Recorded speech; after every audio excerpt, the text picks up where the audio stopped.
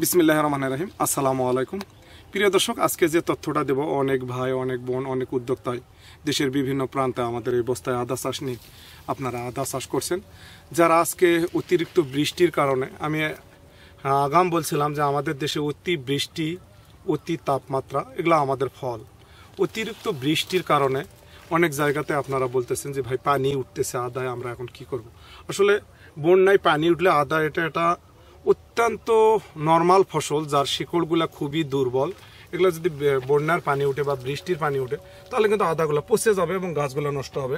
পেঁপে এবং আদা এগুলা আমরা সবসময় আপনাদেরকে বিভিন্নভাবে নিউজ দিছি যে আপনারা আসলে নিচু জায়গাতে করতে পারবেন না, যেখানে বন্যার পানি উঠে সেখানে করতে পারবেন না, এবং সেখানে করলে কিভাবে করতে হবে, বা আমরা পুকুরের মধ্যেও কিন্তু আদা চাষ করছি, সেইভাবে কিন্তু না বুঝে অনেক উদ্যোক্তায় আসলে জীবন বাঁচার জন্যে নিচু জায়গাতে করছেন।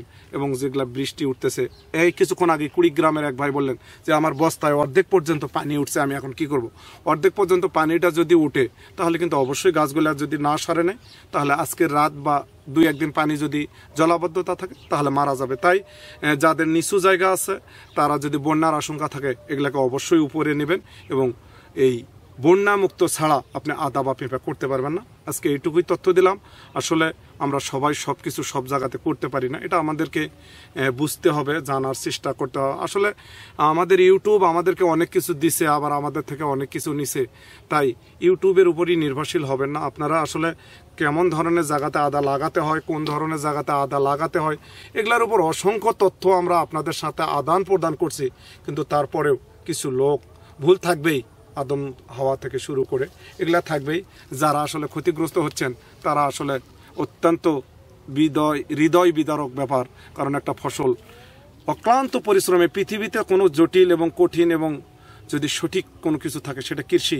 এটা করতে অনেক নিয়ামত, অনেক মেহনত করতে হয়, যে আসলে যেটা ক্ষতি হয় চোখের পলকে। এই ধরনের জায়গাতে আপনারা এই ধরনের ফসল করবেন না। আর সবার অনুরোধ জানাচ্ছি, আপনারা ঘন বৃষ্টিতে প্রচুর পরিমাণ আপনারা ছত্রাকনাশকগুলো স্প্রে করবেন, যাতে করে আপনাদের আদায় পছন্দ হয় না। এর উপর অসংখ্য কোন ধরনের ছত্রাকনাশক ব্যবহার করবেন, কতদিন পর করবেন, আধুনিক কৃষি ফার্মে অসংখ্য আদার উপর আমরা ইনশাল্লাহ ভিডিও দিছি।